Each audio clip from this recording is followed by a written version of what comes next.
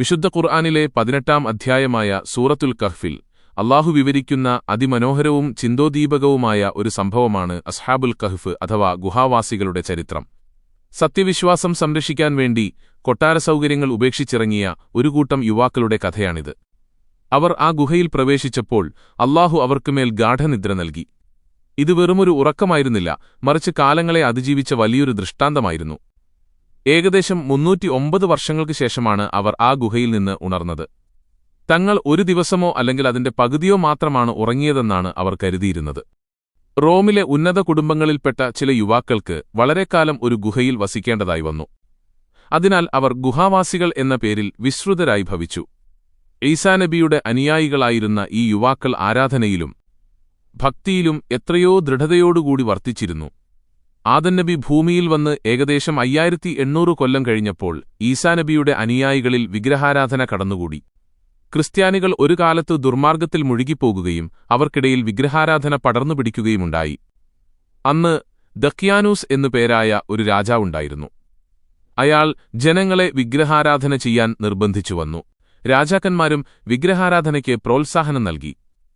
പണ്ഡിതപാമരഭേദമന്യേ ജനങ്ങൾ വിഗ്രഹാരാധനയിൽ അനുകമ്പ പ്രകടിപ്പിച്ചു തുടങ്ങിയപ്പോൾ യഥാർത്ഥ വിശ്വാസികൾക്ക് സ്വഗൃഹങ്ങളെയും ദേശങ്ങളെയും വിട്ട് പലായനം ചെയ്യുകയല്ലാതെ ഗത്യന്തരമില്ലെന്നു വന്നു. റോമിലെ അക്കാലത്തെ രാജാവ് ദുഷ്ടനും ദുർമോഹിയും വിഗ്രഹാരാധകനുമായിരുന്നു. ദഖ്യാനൂസ് എന്നു പേരായ ഈ രാജാവ് ആ രാജ്യത്ത് മുഴുവൻ വിഗ്രഹാരാധന നടപ്പിൽ വരുത്തുവാനായി ഒരു വിളംബരം പ്രഖ്യാപിച്ചു. വിഗ്രഹാരാധനയിൽ അനുഭാവമില്ലാത്തവരെ ബന്ധിച്ച് അയാൾ പല വിധത്തിലും ഉപദ്രവിക്കാൻ തുടങ്ങി. മുസ്ലിങ്ങൾ തർസൂസ് എന്ന് വിളിച്ചുവന്നിരുന്ന അഫ്സൂസ് പട്ടണത്തിൽ യഥാർത്ഥ മതവിശ്വാസികളായിരുന്ന കുറേ യുവാക്കളുണ്ടായിരുന്നു. പ്രസ്തുത പട്ടണം റോമിന്റെ ഉത്തരഭാഗത്ത് സ്ഥിതി ചെയ്തിരുന്നു. അല്ലാഹുവിനെ മാത്രം ആരാധിക്കുക, നിസ്കാരം, വ്രതം, ദാനധർമ്മങ്ങൾ തുടങ്ങിയ സൽക്കർമ്മങ്ങൾ അവർ യഥായോഗ്യം നിറവേറ്റിയിരുന്നു. മതകാര്യങ്ങളിൽ ദൃഢവ്രതക്കാരായിരുന്ന ഈ യുവാക്കളെപ്പറ്റി ഏതോ ഒരാൾ രാജാവിന് അറിവുകൊടുത്തു. രാജാവ് ഇവരെ വരുത്തി. നിങ്ങൾ ആരെയാണ് ആരാധിക്കുന്നതെന്നു അവരോട് ചോദിച്ചു. ഞങ്ങൾ ഞങ്ങളുടെ സ്രഷ്ടാവായ നാഥനെ ആരാധിക്കുന്നു. ഈസാ നബിയുടെ മതത്തിൽ സ്ഥിരമായി നിൽക്കുന്നവരാണ് ഞങ്ങൾ എന്നവർ മറുപടി നൽകി. ഈ മറുപടി രാജാവിന് തീരെ ദഹിച്ചില്ല. നിങ്ങൾ ഇന്നുമുതൽ ഞങ്ങൾ ആരാധിക്കുന്ന വിഗ്രഹങ്ങളെ ആരാധിക്കണം എന്ന് രാജാവ് ഖണ്ഡിതമായി കൽപ്പിച്ചു. ഖുർആനിൽ ഇപ്രകാരം പ്രസ്താവിച്ചിരിക്കുന്നു: നാം അവരുടെ ഹൃദയങ്ങളെ സ്ഥിരതയുള്ളതാക്കി. അവർ എഴുന്നേറ്റുനിന്ന് പറഞ്ഞു: ആകാശങ്ങളുടെയും ഭൂമിയുടെയും അധിപനാകുന്നു ഞങ്ങളുടെ നാഥൻ. അവനെയല്ലാതെ മറ്റൊരാരാധ്യനെ ഞങ്ങൾ വിളിക്കുകയില്ല. അങ്ങനെ വിളിച്ചാൽ നിശ്ചയമായും ഞങ്ങൾ തെറ്റായ വാക്കു പറഞ്ഞവരായിത്തീരും. ആ യുവാക്കൾ തന്റെ കൽപ്പനയ്ക്ക് കീഴൊതുങ്ങാത്തതിനാൽ കുപിതനായ രാജാവ് അവരുടെ വസ്ത്രാഭരണാദികളെ പിടിച്ചെടുക്കാൻ ആജ്ഞാപിച്ചു. അനന്തരം അയാൾ ഇപ്രകാരം പറഞ്ഞു: ബുദ്ധിക്ക് പാകത വരാത്ത യുവാക്കളായ നിങ്ങൾക്ക് ഞാൻ 3 ദിവസത്തെ അവധി നിശ്ചയിച്ചിരിക്കുന്നു. അതിനകം നിങ്ങൾ വിഗ്രഹാരാധനയെപ്പറ്റി നല്ലതുപോലെ പഠിച്ച് നിങ്ങളുടെ മനമാറ്റം എന്നെ അറിയിക്കണം. ഞാൻ അല്പദിവസം ഇവിടെ ഉണ്ടായിരിക്കുകയില്ല. യാത്ര കഴിഞ്ഞ് തിരിച്ചുവരുമ്പോൾ നിങ്ങളിൽ നിന്നും ഞാൻ ആഗ്രഹിക്കുന്ന സന്തോഷവാർത്ത കേട്ടാൽ തൃപ്തനാകും. അല്ലെങ്കിൽ ഈ നാട്ടിലുള്ളവർ വിഗ്രഹങ്ങളെ ആരാധിക്കും പോലെ നിങ്ങളും ആരാധേണ്ടതായി വരും. ഇപ്പോൾ നിങ്ങൾക്ക് നല്ലൊരു സന്ദർഭമാണ് ഒത്തുവന്നിരിക്കുന്നത്. സമയത്തെ വ്യർത്ഥമാക്കാതെ പ്രവൃത്തി തുടങ്ങുക. എന്റെ കൽപ്പനകൾക്ക് യാതൊരു വീഴ്ചയും വരുത്തരുത്. അവർ സ്വഗൃഹങ്ങളിലേക്ക് മടങ്ങി. എന്തായാലും ആ ദുഷിച്ച മാർഗത്തിലേക്ക് പോവുകയില്ലെന്നവർ പ്രതിജ്ഞയെടുത്തു. രാജാവ് മടങ്ങിവന്നാൽ നമ്മൾ വിഗ്രഹാരാധനയിലേക്ക് അടുക്കുന്നില്ല എന്നറിഞ്ഞാൽ നമ്മെ ഉപദ്രവിക്കാൻ വഴിയുണ്ട്. അവസാനം ആ നാട് വിടാൻ അവർ തീരുമാനമെടുത്തു. രാജാവ് മടങ്ങിവരുന്നതിനു മുൻപായി മറ്റാരുമറിയാതെ അവർ സ്വഗൃഹങ്ങൾ വിട്ടു യാത്രയാരംഭിച്ചു. തങ്ങളുടെ നാടായ എഫസൂസ് അല്ലെങ്കിൽ തെർസൂസ് എന്ന പട്ടണം വിട്ടുപോയി. അടുത്തുള്ള നിവായൂസ് മലയിലെ ഒരു ഗുഹയെ അഭയം പ്രാപിച്ചു. തുർക്കിയുടെ പടിഞ്ഞാറെ കടൽക്കരയിൽ സ്മിർനായിൽ നിന്നു 40-50 നാഴിക അകലെ സമുദ്രത്തിൽ നിന്നും ഏതാണ്ട് 3 നാഴിക ദൂരത്ത് സ്ഥിതി ചെയ്തിരുന്ന ഒരു പ്രധാന റോമൻ പട്ടണമായിരുന്നു എഫസൂസ്. അവിടെ ഒരു കുന്നിന്മേൽ വമ്പിച്ച ഒരു ആരാധനാസ്ഥലവും മലഞ്ചെരുവിൽ 24,000 ആളുകൾക്കിരിക്കാവുന്ന ഒരു രംഗസ്ഥലവും ഉണ്ടായിരുന്നുവത്രേ. ഖലീഫ വാദിക്കിന്റെ കാലത്തു അയക്കപ്പെട്ട ഒരു നിരീക്ഷണ സംഘം അവിടെ അസ്ഹാബുൽ കഹ്ഫിന്റേതാണെന്നു അനുമാനിക്കപ്പെടുന്ന ഗുഹയും മറ്റും കണ്ടതായി പറയപ്പെടുന്നു. തർസൂസ് തുർക്കിയുടെ തെക്കേ കടലോര പ്രദേശത്തു കിഴക്കോട്ട് നീങ്ങി നിൽക്കുന്നു. വഴിമധ്യേ ഒരു ആട്ടിടയനും ഇവരുടെ സംഘത്തിൽ ചേർന്നു. അദ്ദേഹത്തോടൊപ്പം ഒരു നായയുമുണ്ടായിരുന്നു. അല്ലാഹുവിന്റെ അനുഗ്രഹത്താൽ ആ നായ അവരോട് പറഞ്ഞു: അല്ലാഹുവിനെ സ്നേഹിക്കുന്നവരെ ഞാനും സ്നേഹിക്കും. നിങ്ങളെല്ലാവരും ആ കാണുന്ന പർവ്വതത്തിൽ കയറി ഒളിച്ചിരിക്കുക. ഞാൻ കാവൽ നിന്നുകൊള്ളാം. അവർ ആ പർവ്വതത്തിൽ കയറി അവിടെ കണ്ട ഒരു ഗുഹയിൽ അവർ വിശ്രമാർത്ഥമിരുന്നു. ആ നായ അവർക്ക് കാവലും നിന്നു. നായ ഇടയന്റെ വക തന്നെയാണെന്ന് ഇബ്നു അബ്ബാസ് തങ്ങൾ അഭിപ്രായപ്പെട്ടിരിക്കുന്നു. അവർ അഭയം പ്രാപിച്ച പർവ്വതം പട്ടണത്തിൽ നിന്നും അധികം വിദൂരത്തായിരുന്നില്ല. ഈ സംഘത്തിൽ ഉൾപ്പെട്ടവരുടെ പേരുകൾ ഇപ്രകാരമാണ്: തംലീഖ മക്സലമീന മർനൂസ്, മർബൂസ് ഷാരിയൂസ്. ഇടയന്റെ പേര് മാർത്തൂസ് എന്നും അവന്റെ കൂടെയുള്ള നായയുടെ പേര് ഖിത്മീർ എന്നും പറയപ്പെടുന്നു. അവർക്ക് ഗൂഢമായി ഭക്ഷണപാനീയങ്ങൾ കൊണ്ടുവന്നിരുന്നത് അവരിലൊരാളായ തംലീഖയായിരുന്നു. ഒരിക്കൽ നജ്റാൻ നിവാസികളായ ചില ക്രിസ്ത്യാനികൾ നബി സല്ലല്ലാഹു അലൈഹി വസല്ലമയെ സന്ദർശിച്ചു. സന്ദർഭവശാൽ അവർ ഗുഹയിൽ വസിച്ചിരുന്നവരെപ്പറ്റിയും നബി സല്ലല്ലാഹു അലൈഹി വസല്ലമയോട് സംസാരിക്കുകയുണ്ടായി. അവരിൽ യാഖൂബ് എന്നു പേരുള്ള ഒരാൾ, ഗുഹാനിവാസികൾ 3 പേർ മാത്രമായിരുന്നുവെന്നും 4ാമത്തേത് അവരുടെ നായയായിരുന്നുവെന്നും നബി സല്ലല്ലാഹു അലൈഹി വസല്ലമയോട് പറഞ്ഞതായി യഹൂദന്മാർ പ്രസ്താവിച്ചിരിക്കുന്നു. ആഖിബ് എന്നൊരു ക്രൈസ്തവൻ ഗുഹയിൽ വസിച്ചിരുന്നവരെപ്പറ്റി അവർ 5 പേരാണെന്നും 6ാമതായി അവരുടെ നായയുമുണ്ടെന്നു പ്രസ്താവിച്ചിട്ടുണ്ട്. എന്നാൽ മുസ്ലിങ്ങളുടെ അഭിപ്രായം ഇപ്രകാരമാകുന്നു: ഗുഹയിൽ വസിച്ചവർ 7 പേരാകുന്നു, 8ാമതായി അവരുടെ നായയായിരുന്നുവെന്നും. ഗുഹാവാസികളുടെ എണ്ണത്തെ സംബന്ധിച്ചു ജനങ്ങൾക്കിടയിലുണ്ടായിരുന്ന തർക്കങ്ങളെപ്പറ്റി അല്ലാഹു പറയുന്നു. ഗുഹാവാസികൾ 3 ആളാണ്, അവരിൽ 4ാമത്തേതു അവരുടെ നായയാണ് എന്നും അവർ ഒരു വിഭാഗം ആളുകൾ പറയും 5 ആളുകളാണ്. 6ാമത്തേതു അവരുടെ നായയാണ് എന്നും അവർ ഒരു വിഭാഗം പറയും. അദൃശ്യകാര്യത്തിൽ ഊഹപ്രകടനം നടത്തുകയത്രേ അവർ ചെയ്യുന്നത്. 7 പേരാണ്, 8ാമത്തേതു അവരുടെ നായയുമാണ് എന്നും മറ്റൊരു വിഭാഗം പറയുന്നു. നബിയെ പറയുക, അവരുടെ എണ്ണത്തെക്കുറിച്ചു എന്റെ രക്ഷിതാവു ശരിക്കറിയുന്നവനാകുന്നു. അല്പം ആളുകളല്ലാതെ അവരെക്കുറിച്ച് അറിയുന്നതല്ല. എന്നിരിക്കെ അവരുടെ വിഷയത്തിൽ പ്രത്യക്ഷത്തിലുള്ള ഒരു തർക്കമല്ലാതെ നീ തർക്കിക്കരുത്. അവരുടെ കാര്യത്തിൽ അവരിൽ ജനങ്ങളിൽ ഒരാളോടും തീരുമാനമാവശ്യപ്പെടുകയും ചെയ്യരുത്. ഗുഹാവാസികളുടെ എണ്ണം 3 ആണ്, 5 ആണ്, നായ 4ാമതാണ്, 6ാമതാണ് എന്നിങ്ങനെയുള്ള ഭിന്നാഭിപ്രായങ്ങളും തർക്കങ്ങളും ജനങ്ങൾക്കിടയിൽ നടമാടിയിരുന്നു. ഈ അഭിപ്രായങ്ങൾ ഉദ്ധരിച്ചതിനെ തുടർന്നു അതെല്ലാം അദൃശ്യകാര്യങ്ങളിൽ ലക്ഷ്യമില്ലാത്ത ഊഹപ്രകടനം അഥവാ അന്ധകാരത്തിലെ അസ്ത്രപ്രയോഗം ആണെന്നു അല്ലാഹു പറയുന്നു. അതോടൊപ്പം അവർ 7 പേരും 8ാമത്തേതു നായയുമാണെന്ന വേറെയൊരു അഭിപ്രായം ഉദ്ധരിക്കുന്നു. അതിനുശേഷം അവരുടെ എണ്ണം അല്ലാഹുവിന് നല്ലവണ്ണം അറിയാം എന്നും ചുരുക്കം ചിലരല്ലാതെ അവരെപ്പറ്റി അറിയുകയില്ല എന്നും പറയുന്നു. ഇതിൽ നിന്നു ഗുഹാവാസികളുടെ എണ്ണം 7ഉം 8ാമത്തേതു നായയുമാണെന്ന അഭിപ്രായം ശരിയാണെന്നും ആ അഭിപ്രായക്കാർ കുറച്ചേ ഉണ്ടായിരുന്നുള്ളൂവെന്നും മനസ്സിലാക്കുന്നതിൽ തെറ്റില്ല. ഞാൻ ആ കുറഞ്ഞ ആളുകളിൽ പെട്ടവനാണ് എന്നു ഇബ്നു അബ്ബാസ് റളിയല്ലാഹു അൻഹു പറഞ്ഞതായി നിവേദനം ചെയ്യപ്പെട്ടിട്ടുണ്ട്. ദഖ്യാനൂസ് രാജാവ് കുറച്ചു ദിവസം കഴിഞ്ഞു നാട്ടിൽ തിരിച്ചെത്തിയപ്പോൾ വിഗ്രഹാരാധനയിലേക്ക് തിരിച്ചുവരണമെന്ന് താൻ കൽപ്പിച്ചിരുന്ന യുവാക്കൾ നാട്ടിൽ നിന്നും പോയതായി അറിഞ്ഞു. ഒരിക്കൽ തംലീഖ ഭക്ഷണം വാങ്ങാൻ വെളിയിൽ പോയി മടങ്ങിവന്നപ്പോൾ രാജാവ് തിരിച്ചുവന്നിട്ടുണ്ടെന്നും തങ്ങളെപ്പറ്റി അന്വേഷണം നടത്തുന്നുണ്ടെന്നും വിവരം കൂട്ടുകാരെ അറിയിച്ചു. ഒരു ദിവസം തംലീഖ പട്ടണത്തിൽ വന്നപ്പോൾ രാജാവും പരിവാരങ്ങളും തങ്ങളെ ഏതു വിധേനയും കണ്ടുപിടിക്കാനുള്ള മാർഗ്ഗങ്ങൾ ആരായുന്നതായി മനസ്സിലാക്കി. അദ്ദേഹം ഭക്ഷണവുമായി വേഗം മടങ്ങി. തങ്ങൾ ഏതു നിമിഷവും പിടിക്കപ്പെട്ടേക്കാം എന്നവർ മനസ്സിലാക്കി. അവർ രക്ഷിതാവായ അല്ലാഹുവിൽ അചഞ്ചലമായ വിശ്വാസമർപ്പിച്ചു ആരാധനയിൽ മുഴുകി. അവർ ഇപ്രകാരം പ്രാർത്ഥിച്ചു: രക്ഷിതാവേ, ഞങ്ങളെ നീ അനുഗ്രഹിക്കണമേ, ശത്രുക്കളിൽ നിന്നും ഞങ്ങൾക്ക് നീ രക്ഷ നൽകണമേ. അല്ലാഹു അവരുടെ പ്രാർത്ഥന സ്വീകരിച്ചു എന്ന വിശ്വാസത്തോടെ അവർ നിദ്രയിലാണ്ടു. അല്ലാഹു അവർക്കു ഒരു ഉറക്ക് നൽകി എന്ന് പറയുന്നതാണ് അതിന്റെ വാസ്തവം. രാജാവിന് ഇവരെപ്പറ്റി വിവരങ്ങളൊന്നും ലഭിക്കുന്നില്ലെന്ന് മനസ്സിലായപ്പോൾ അവരുടെ പിതാക്കളെ ഭീഷണിപ്പെടുത്തുകയായി. ഒടുക്കം അവർ തങ്ങളുടെ മക്കളെപ്പറ്റി വിവരം കൊടുക്കാൻ നിർബന്ധിതരായി. ഉടനെ രാജാവ് ആ പർവ്വതത്തിലെത്തി. അയാൾ പല സ്ഥലങ്ങളും പരിശോധിച്ചു. ഒടുവിൽ ആ ഗുഹ കണ്ടുപിടിക്കുകയും ഉറങ്ങിക്കിടക്കുന്ന ആ യുവാക്കളെ അകത്താക്കിക്കൊണ്ടു ഗുഹാമുഖം അടച്ചുകളയാൻ ഉത്തരവിടുകയും ചെയ്തു. ഇവർ ഇവിടെ കിടന്ന് മരിക്കണം എന്നു പറഞ്ഞുകൊണ്ട് രാജാവ് തിരിച്ചുപോയി. എന്നാൽ രാജാവിന്റെ കൂട്ടത്തിൽ നിന്നും സത്യവിശ്വാസികളായ 2 പേർ ഗുഹയ്ക്കുള്ളിലുള്ളവരുടെ സ്ഥിതിയെപ്പറ്റി ഒരു പലകയിലെഴുതി ആരും കാണാതെ ആ ഗുഹാമുഖത്ത് സ്ഥാപിച്ചു. ബൈദറൂസും റൂനാസും എന്നവരായിരുന്നു ഇവർ. ഗുഹ സ്ഥിതി ചെയ്തിരുന്നത് ഏതു രാജ്യത്തായിരുന്നുവെന്നു ഖുർആൻ പ്രസ്താവിച്ചിട്ടില്ല. ഈലിയ എന്ന ബൈത്തുൽ മുഖദ്ദസിലാണെന്നും മൗസൂലിനടുത്തുനിന്നാണെന്നും റോമായിലാണെന്നും മറ്റും പല അഭിപ്രായങ്ങൾ കാണാം. ഈ ഗുഹ പർവ്വതത്തിന്റെ തെക്കുഭാഗത്തായി സ്ഥിതി ചെയ്തിരുന്നു. സൂര്യരശ്മി തട്ടാത്ത ഒരു വിശാല ഭൂഭാഗമായിരുന്നു അത്. മഞ്ഞോ മഴയോ അവിടെ സ്പർശിച്ചിരുന്നില്ല. അല്ലാഹു പറയുന്നു: സൂര്യനുദിക്കുമ്പോൾ അവരുടെ ഗുഹ വിട്ട് വലത്തോട്ടു ചാഞ്ഞുപോകുന്നതായും അസ്തമിക്കുമ്പോൾ അവരെ മുറിച്ചു കടന്നു ഇടത്തോട്ടു പോകുന്നതായും നിനക്ക് കാണാം. അവരാകട്ടെ അതിൽ നിന്നുള്ള ഒരു വിശാല സ്ഥലത്തുമാകുന്നു. അത് എല്ലാം അല്ലാഹുവിന്റെ ദൃഷ്ടാന്തങ്ങളിൽപ്പെട്ടതാണ്. അല്ലാഹു ആരെയെങ്കിലും നേർമാർഗ്ഗത്തിലാക്കുന്നതായാൽ അവനാണ് നേർമാർഗ്ഗം സിദ്ധിച്ചവൻ. അവൻ ആരെയെങ്കിലും ദുർമാർഗ്ഗത്തിലാക്കുന്നതായാൽ അവന് നേർവഴി നൽകുന്ന യാതൊരു ബന്ധുവെയും നീ കണ്ടെത്തുന്നതുമല്ല തന്നെ. ഖുർആൻ.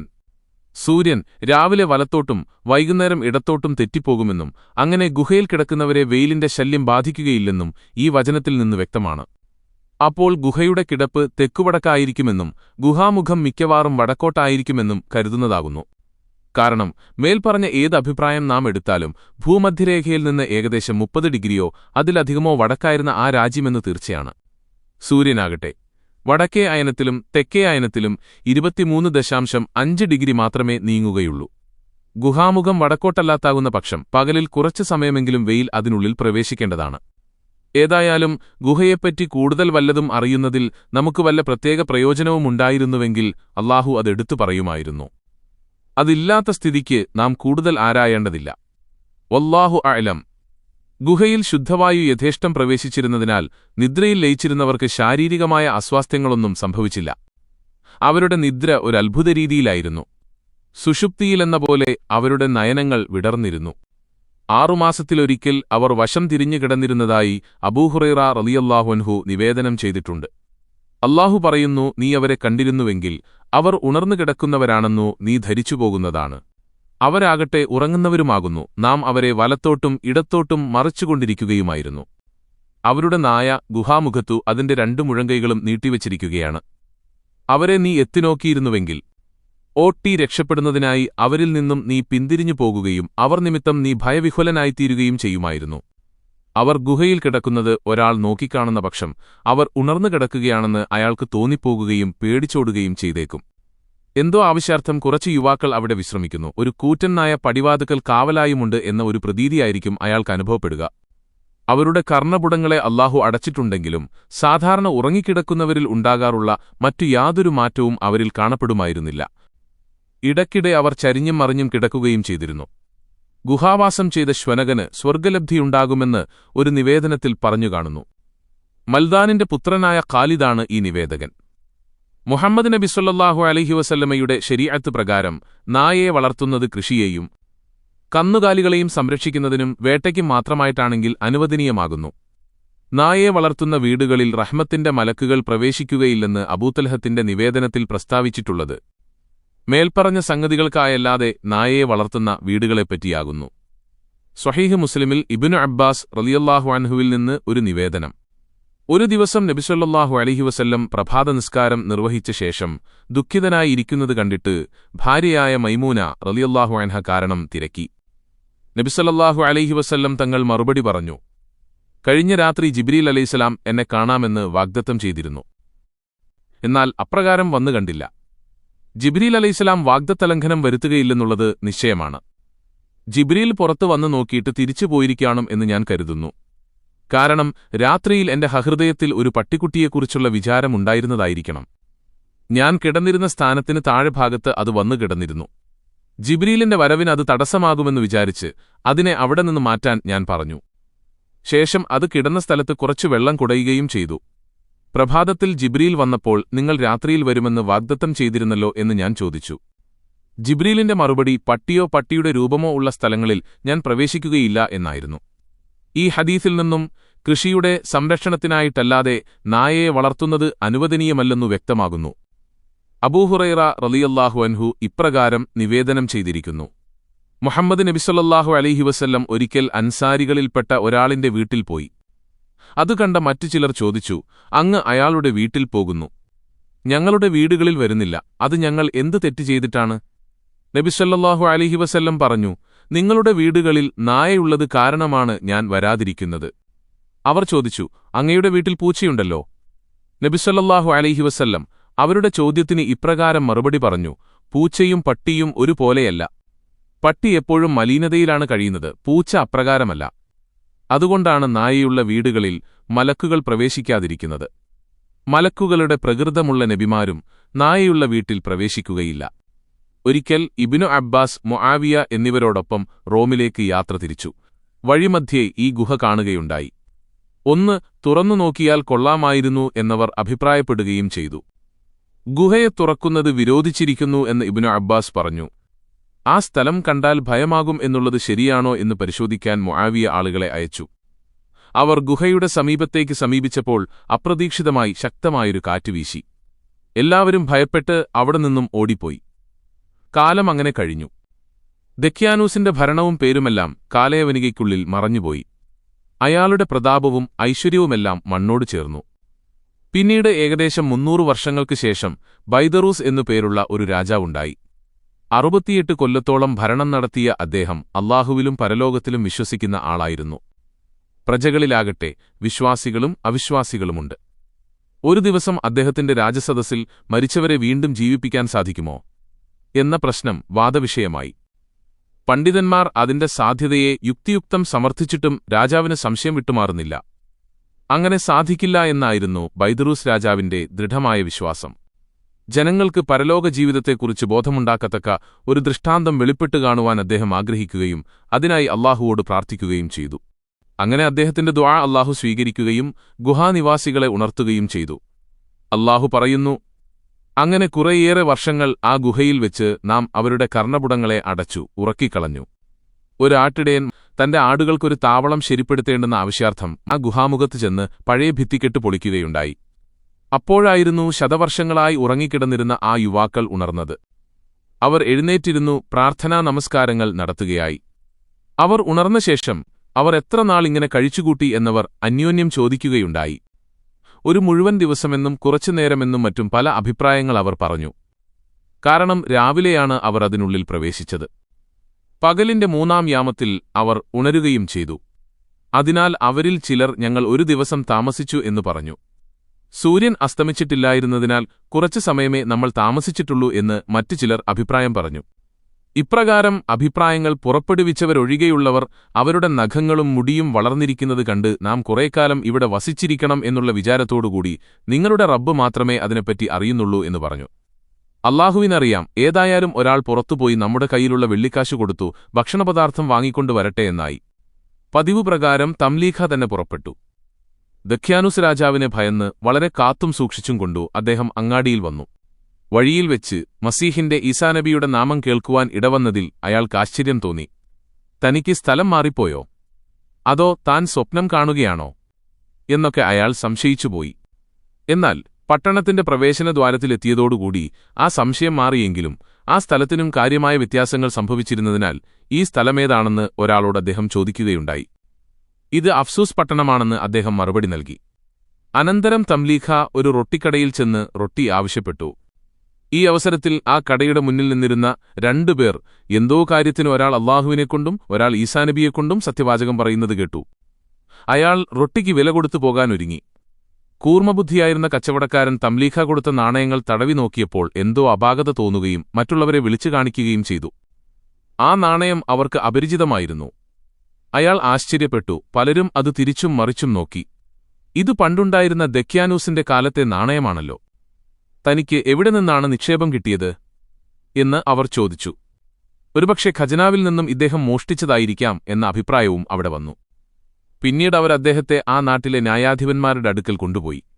ചോദ്യം ചെയ്യലിൽ തന്റെ രാജ്യം ഇത് തന്നെയാണെന്നും തന്റെ പിതാവിന്റെയും പിതാമഹന്മാരുടെ പേരുകൾ ഇന്നതാണെന്നും അവരോട് പറഞ്ഞു. കൂടാതെ തന്റെ മുൻപുള്ള അവസ്ഥകൾ അവരോട് വിവരിക്കുകയും ചെയ്തു. ഇപ്പോഴത്തെ രാജാവ് ആരാണെന്നും അദ്ദേഹത്തെപ്പറ്റിയൊന്നും എനിക്കറിഞ്ഞുകൂടാ. ഞങ്ങൾ കുറെ ചെറുപ്പക്കാർ ഇവിടത്തെ രാജാവിനെ ഭയന്ന് ഒരു ഗുഹയിൽ അഭയം പ്രാപിച്ചു അവിടെ കിടന്നുറങ്ങി. എഴുന്നേറ്റപ്പോൾ ആഹാരം വാങ്ങാനിറങ്ങിയതാണ്. മറ്റൊന്നും എനിക്കറിയില്ല. നിങ്ങൾ എന്റെ കൂടെ വന്നാൽ എന്റെ കൂട്ടുകാരെ കൂടെ പരിചയപ്പെടുത്താം. പട്ടണത്തിലെ 2 ന്യായാധിപന്മാർ ഇദ്ദേഹത്തോടൊപ്പം പുറപ്പെട്ടു. ഈ ന്യായാധിപന്മാരുടെ പേരുകൾ അരിയൂസ് എന്നും താൻതിയൂസ് എന്നുമായിരുന്നു. ഇവർ തങ്ങളുടെ ഗുഹക്കരികിലുമായി വരുന്നത് കണ്ട് തംലീഖായെ രാജകിങ്കരന്മാർ പിടിച്ചുപോയി എന്ന ഭയത്താൽ കൂട്ടുകാർ ഗുഹക്കകത്തേക്ക് ഭയത്തോടെ അല്ലാഹുവിലേക്ക് കരങ്ങളുയർത്തി. ന്യായാധിപർ ഗുഹക്കരികിലെത്തിയപ്പോൾ ഗുഹയിൽ പണ്ട് നിക്ഷേപിക്കപ്പെട്ടിരുന്ന ചെമ്പുപെട്ടിയിലെ പലകകൾ അവർ കാണുകയും അതിൽ നിന്നും കാര്യം മനസ്സിലാവുകയും ചെയ്തു. അവർ അല്ലാഹുവിനെ സ്തുതിച്ചുകൊണ്ട് രാജാവിനെ വിവരമറിയിച്ചു. കൂടെ വന്നവർ ഗുഹാനിവാസികളെ കണ്ട് ആശ്ചര്യപ്പെട്ടു. അവരുടെ വസ്ത്രങ്ങൾക്ക് യാതൊരു മാറ്റവും സംഭവിച്ചിരുന്നില്ല. ഗുഹാനിവാസികൾ ദക്യാനൂസിനെപ്പറ്റി വന്നവരോട് ചോദിച്ചു. അയാളുടെ കാലം കഴിഞ്ഞിട്ട് വർഷങ്ങളായെന്നും ഇപ്പോഴത്തെ രാജാവ് സത്യവിശ്വാസിയും ദയഭക്തിയുമുള്ള ആളാണെന്നും അവർ അറിയിച്ചു. അത്ഭുതപരവശനായ രാജാവ് പരിവാരസമേതം ഗുഹയുടെ അടുക്കൽ വന്ന് യുവാക്കളെ സന്ദർശിച്ചു. ആശ്ചര്യവും സന്തോഷവും നിമിത്തം അല്ലാഹുവിന് സുജൂദിൽ വീഴുകയും യുവാക്കളെക്കുറിച്ച് ആലിംഗനം ചെയ്യുകയും ചെയ്തു. പിന്നീട് യുവാക്കൾ തങ്ങളുടെ സ്ഥാനത്തേക്ക് മടങ്ങുകയും അവിടെ വെച്ച് മരണമടയുകയുമുണ്ടായി. അവരെ പെട്ടിയിൽ മറവ് ചെയ്യുവാനും അവിടെയൊരു ആരാധനാസ്ഥലം പണിയുവാനും രാജാവ് ഏർപ്പാടും ചെയ്തു. അക്കാലത്ത് ആ രാജ്യത്തെ ജനങ്ങൾ 2 കക്ഷിയായി തിരിഞ്ഞിരുന്നു. പരലോകത്ത് എല്ലാവരെയും ജീവിപ്പിക്കുമെന്നുള്ള ഒരു കൂട്ടരുടെ വാദത്തെ മറുകൂട്ടർ ശക്തിയായി എതിർത്തിരുന്നു. വിവാദങ്ങൾ മുറയ്ക്ക് നടന്നു. രാജാവിന് ഇരുകൂട്ടരെയും സമാധാനിപ്പിക്കുക സുഖകരമല്ലാത്തതായി. ഏതെങ്കിലും കക്ഷിയിൽ നിന്ന് ബലമായ തെളിവ് ലഭിച്ചാൽ അത് അല്ലാഹുവിന്റെ തീർച്ചയാണെന്നു സ്ഥാപിച്ച് രാജാവ് വിചാരിച്ചുകൊണ്ടിരുന്നു. ഈ അവസരത്തിലാണ് ഗുഹാനിവാസികളെപ്പറ്റിയുള്ള വാർത്ത പരന്നത്. രാജാവും ഇവരെ സന്ദർശിക്കാൻ പോയിരുന്നു. അവരിൽ ഓരോരുത്തരോടും വളരെ നേരം സംസാരിച്ചു. രാജാവ് യാത്രക്കൊരുങ്ങിയപ്പോൾ ഗുഹാനിവാസികൾ അദ്ദേഹത്തിനു വേണ്ടി അല്ലാഹുവിനോട് പ്രാർത്ഥിക്കുകയും അധികം താമസിയാതെ നിദ്രാപ്തിയാകുകയും ചെയ്തു.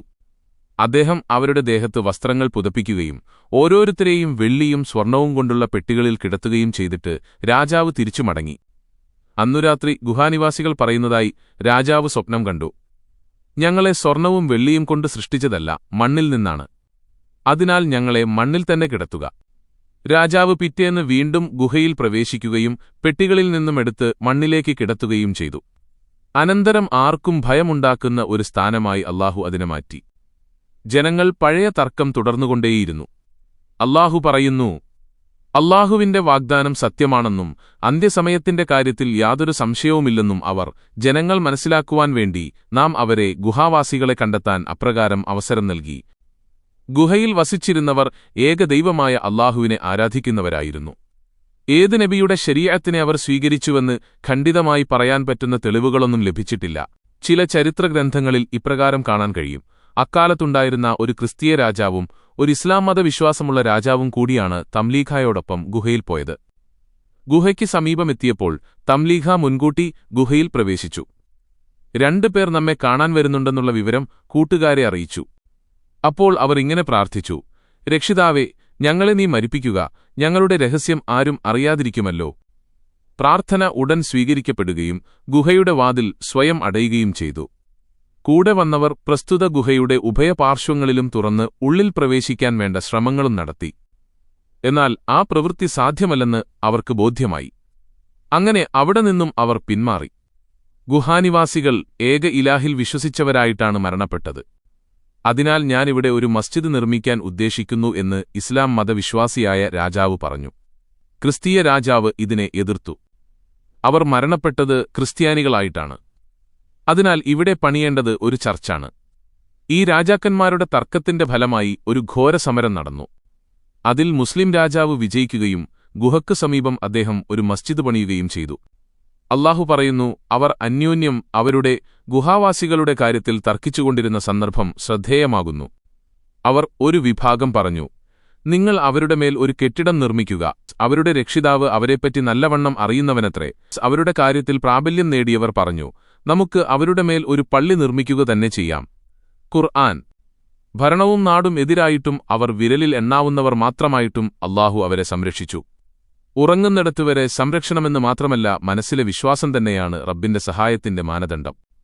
അസ്ഹാബുൽ കഹ്ഫിന്റെ സംഭവത്തെക്കുറിച്ച് ഇമാം നാസിർ അസ്വഅദി പറയുന്നത് കാണുക. ഫിത്നയിൽ നിന്ന് തന്റെ ദീനുമായി ഒരാൾ രക്ഷപ്പെട്ടാൽ അല്ലാഹു ആ ഫിത്നയിൽ നിന്നയാളെ രക്ഷിക്കും. ആഫിയത്ത് ആഗ്രഹിച്ചവന് അല്ലാഹു അത് നൽകും.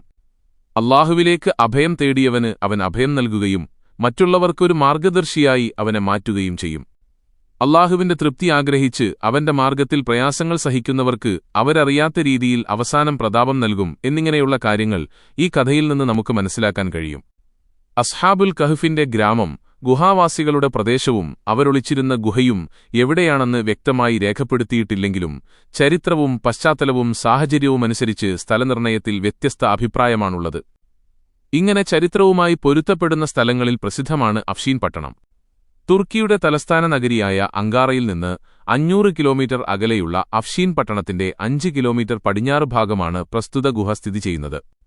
അസ്ഹാബുൽ കഹ്ഫിന്റേതായി ചരിത്രഗ്രന്ഥങ്ങളിൽ വന്ന പേരുകൾ അവിടെയുള്ള കുട്ടികൾക്ക് നാമകരണം ചെയ്യുന്ന പതിവ് പ്രസ്തുത അഭിപ്രായത്തിന് സ്വീകാര്യത നൽകുന്നതായി മനസ്സിലാക്കാം. യംലീഖ, മക്സലീന, ഷാദനുസ് തുടങ്ങിയ പേരുകളാണ് കുട്ടികൾക്ക് നൽകുന്നത്. ഈ പ്രദേശത്ത് മാത്രമേ ഇത്തരം പേരുകൾ കാണുകയുള്ളൂവെന്നതും മറ്റൊരു വസ്തുതയത്രേ. ആരെയും അത്ഭുതപ്പെടുത്തുന്ന ചില കല്ലുകൾ പ്രസ്തുത ഗുഹയുടെ സമീപമുള്ള പർവ്വതത്തിൽ കാണാം. ഒറ്റനോട്ടത്തിൽ അതൊന്നും കല്ലുകളല്ല, ആടുകളാണെന്നേ തോന്നൂ. ആട്ടിൻകല്ലുകൾ എന്ന പേരിലാണ് അവ അറിയപ്പെടുന്നത്. മലയിൽ ആടുകളെ മേയ്ക്കുന്ന ഇടയൻ ഗുഹാവാസികളോടൊപ്പം ചേരുകയും തന്റെ ആടുകളെല്ലാം കല്ലുകളായി മാറുകയുമാണ് ചെയ്തതെന്നുമാണ് അഫ്ഷീൻകാരുടെ വിശ്വാസം. ഖുർആൻ വ്യാഖ്യാതാക്കളായ വഹബുബിന് മുനബ്ബിഹ്, മുഹമ്മദ് ബിൻ ഇസ്ഹാഖ്, തൊബരി, സമഖ്ശരി, ബൈലാവി, ഇബ്നു കസീർ തുടങ്ങിയവർ ഗുഹാവാസികളുടെ ഗുഹ അഫ്സൂസ് പട്ടണത്തിൽ കാണാമെന്ന് പറഞ്ഞിരിക്കുന്നു. തൊറസൂസ് പട്ടണത്തിലാണ് ഗുഹ എന്ന് ഇമാം ഫക്രുദ്ദീൻ റാസി പറഞ്ഞിട്ടുണ്ടെങ്കിലും ചരിത്രകാരന്മാരിൽ പ്രമുഖരും പണ്ഡിതരുമെല്ലാം ഒന്നാമത്തെ അഭിപ്രായത്തിനാണ് ശക്തി പകരുന്നത്. അഫ്സൂസിലാണെന്നാണ് പ്രബല അഭിപ്രായമെങ്കിൽ അഫ്സൂസ് അഫ്ഷീർ ആയതെങ്ങനെയെന്ന് പരിശോധിക്കൽ അനിവാര്യമായി വരുന്നു. അഫ്ഷീൻ എന്നതിന് പുരാതന ഗ്രീക്ക് ഉൽപ്പത്തിയിൽ അറബിയൂസ് എന്നും അറബി ഉൽപ്പത്തിയിൽ അഫ്സൂസ് എന്നും കാണാം. സൽജൂക്കികളുടെ കാലത്തായിരുന്നു അഫ്ഷീൻ എന്ന പേര് ലഭിച്ചത്. സൽജൂക്കുകളുടെ കാലഘട്ടത്തിലെ ഒരു യോദ്ധാവിന്റെ നാമമാണ് അഫ്ഷീൻ എന്നത്. അദ്ദേഹം മുഖേനയാണ് ആ പട്ടണത്തിന് അഫ്ഷീൻ എന്ന പേര് വന്നത്. ഗുഹയുടെ പാർശ്വങ്ങളിൽ കെട്ടിടങ്ങൾ നിർമ്മിക്കപ്പെട്ടിട്ടുണ്ട്. അസ്ഹാബുൽ കഹ്ഫ് കോളേജ് എന്ന പേരിൽ ഒരു സ്ഥാപനവും അതിനടുത്തുണ്ട്.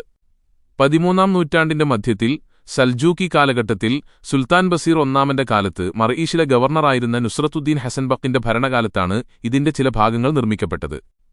കോളേജിന്റെ കവാടത്തിലെ ലിഖിതങ്ങൾ ഈ അഭിപ്രായത്തെ ദൃഢീകരിക്കുന്നുണ്ട്. ഹിജ്റ വർഷം 651 റമളാൻ 12-നാണ് നിർമ്മിക്കപ്പെട്ടതെന്നും പ്രസ്തുത ലിഖിത്തിൽ കാണാം. ഗുഹയുടെ കവാടത്തിന്റെ മുന്നിലാണ് പള്ളി നിർമ്മിക്കപ്പെട്ടിരിക്കുന്നത്. പുരാതന ശില്പകലാ ചാരുത പള്ളിയിൽ ദർശിക്കാം. കിഴക്ക് ഭാഗത്താണ് പള്ളിയുടെ കവാടം. പള്ളിയുടെ മധ്യേ 3 തൂണുകളുണ്ട്. അവിടെയുള്ള 2 സുഷിരങ്ങളിൽ ഒന്ന് കിഴക്ക് ഭാഗത്തും മറ്റൊന്ന് ഗുഹയിലേക്ക് നോക്കാൻ സൗകര്യപ്രദമായ രൂപത്തിലുമാണ്. ഗുഹയുടെ പടിഞ്ഞാറ് ഭാഗത്ത് ഒരു അരുവിയുണ്ട്. അഫ്ഷീൻ നിവാസികൾ സംസം എന്നാണ് പ്രസ്തുത വെള്ളത്തിന് വിളിച്ച പേര്. ഏത് കാലാവസ്ഥയിലും നല്ല തണുപ്പായിരിക്കും അതിലെ വെള്ളം. അല്ലാഹുവിൽ സർവം സമർപ്പിച്ച ഇഷ്ടദാസന്മാരായ ഗുഹാവാസികളുമായി ബന്ധപ്പെട്ടു എന്ന നിലക്ക് ബറകത്തിനുവേണ്ടി ജനങ്ങൾ വെള്ളം കുടിക്കുകയും സൂക്ഷിക്കുകയും ചെയ്യുന്നു. തദ്ദേശീയരും സന്ദർശകരുമായ നിരവധി പേർ പള്ളിയിൽ നിസ്കാരത്തിനെത്തുന്നു, പ്രത്യേകിച്ച് വെള്ളിയാഴ്ച ജുംഅക്ക്. ഇതിന്റെ 70 മീറ്റർ അകലെയായി അഗതി മന്ദിരമുണ്ട്. ഇതിലെ ചില മുറികൾ യാത്രക്കുപയോഗിക്കുന്ന കുതിര, ഒട്ടകങ്ങൾ തുടങ്ങിയവയെ ബന്ധിക്കാനുള്ളതാണ്. ഉസ്മാനിയ ഭരണകാലത്ത് അസ്ഹാബുൽ കഹ്ഫ് അഷ്ശരീഫ് എന്നായിരുന്നു കെട്ടിടങ്ങളടങ്ങിയ ഈ സമുച്ചയത്തിന്റെ പേര്. അക്കാലത്ത് 10ഓളം തൊഴിലാളികൾ സേവനം ചെയ്തിരുന്നു. ഇമാം, ബാങ്ക് വിളിക്കുന്നവൻ, ആശ്രമത്തിലെ ഗുരു, ശുചീകരണക്കാർ, വെളിച്ചം കത്തിക്കുന്നവർ തുടങ്ങിയ തസ്തികകളിലായിരുന്നു നിയമനങ്ങൾ. ഒരാൾ സ്ഥിരമായി അസ്ഹാബുൽ കഹ്ഫിന്റെ പേരിൽ ഖുർആൻ പാരായണം ചെയ്യുന്നു. പള്ളിയുടെ പടിഞ്ഞാറ് ഭാഗത്താണ് ഗുഹ. പള്ളിയെയും ഗുഹയെയും വേർതിരിക്കുന്ന കവാടത്തിലൂടെ ഗുഹയിൽ കടന്നാൽ മുൻഭാഗത്ത് വിശാലമായൊരു സ്ഥലമുണ്ട്. ഗുഹയ്ക്ക് 2 കവാടങ്ങളുണ്ട്. ഗുഹയ്ക്കുള്ളിൽ താഴ്ന്നതും ഉയർന്നതും വലിയതുമായ പാറക്കല്ലുകൾ കാണാം. ഒരാൾക്ക് ശരിയായി അതിനുള്ളിൽ നിൽക്കാൻ കഴിയില്ല. വിവിധ വലിപ്പത്തിലുള്ള കല്ലുകൾ കാരണമാണ് നിൽക്കാൻ കഴിയാത്തത്. ചുരുക്കത്തിൽ വിശ്വാസികളിൽ അനന്യമായ സ്വാധീനം നേടിയ ഗുഹാവാസികളുടെ ചരിത്രവും അവരുടെ സ്മാരകമായി ഇന്ന് നിലനിൽക്കുന്ന സ്ഥാപനങ്ങളും ആധുനികന് പാഠവും പ്രതിസന്ധികൾക്കിടയിൽ സഹനം കൈവടിയാതിരിക്കാനും അല്ലാഹുവിൽ തവക്കുലാകാനുമുള്ള പ്രചോദനവും കൂടിയാണ്. അല്ലാഹുവിന്റെ എല്ലാ സഹായവും നമ്മുടെ ജീവിതത്തിലുണ്ടാകട്ടെ. ആമീൻ യാ റബ്ബൽ ആലമീൻ. വീഡിയോ ഇഷ്ടമായെങ്കിൽ ലൈക്ക് ചെയ്യാനും ഷെയർ ചെയ്യാനും മറക്കരുത്. നിങ്ങളുടെ വിലയേറിയ അഭിപ്രായങ്ങൾ രേഖപ്പെടുത്തുക. ചാനൽ സബ്സ്ക്രൈബ് ചെയ്യാനും പുതിയ വീഡിയോകളുടെ നോട്ടിഫിക്കേഷനായി ബെല്ലൈക്കൺ അമർത്താനും മറക്കരുത്.